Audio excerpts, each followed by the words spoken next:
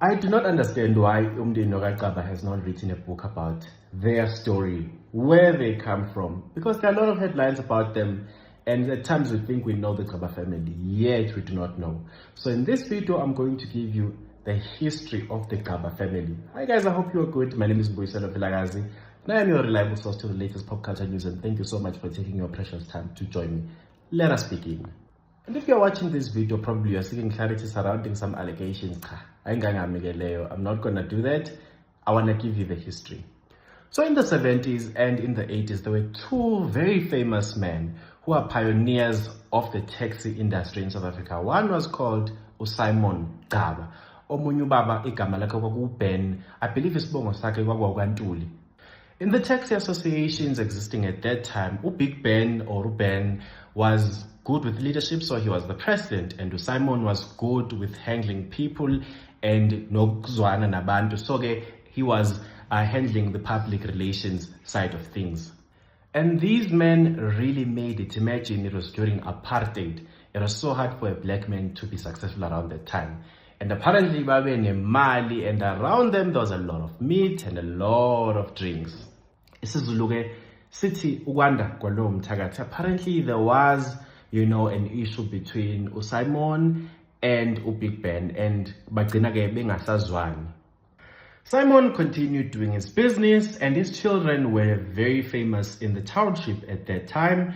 And one of his children is Umandla. He was also a hustler. He even resigned from his job. He was working in the prison and started a business with his brother Moses. But we're going to get into who the siblings are.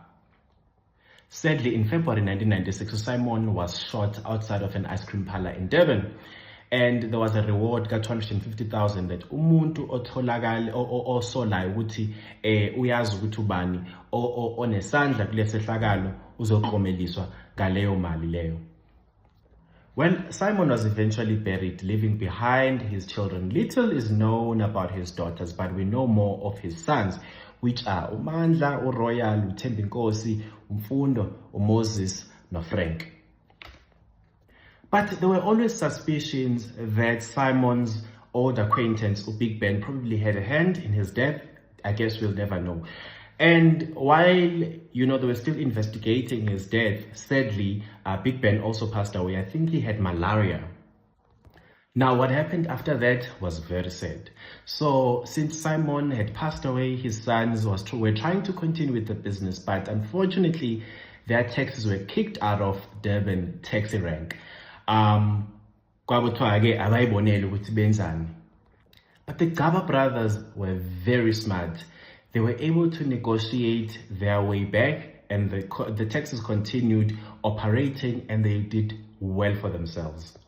So as we know that there is violence in the taxi industry, so Mandla, the son of Simon, was shot 4 times in 96, but he survived. Sadly, one of the Gcaba brothers in the year 1997, around March, was shot, and his names were Moses. And soon thereafter, in the very same year, one of the brothers whose names are Frank passed away. There was a road accident, apparently, and then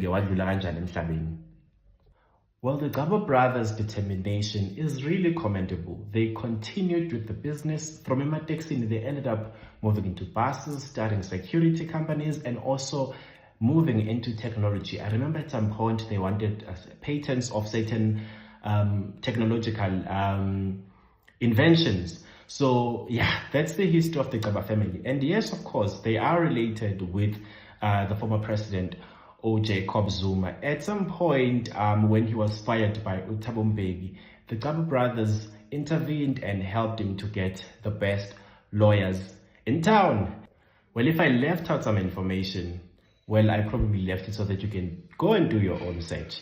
But also, if you believe that some things were wrong, I'm really sorry. I took a lot of time reading, but of course, not everything we read is always accurate.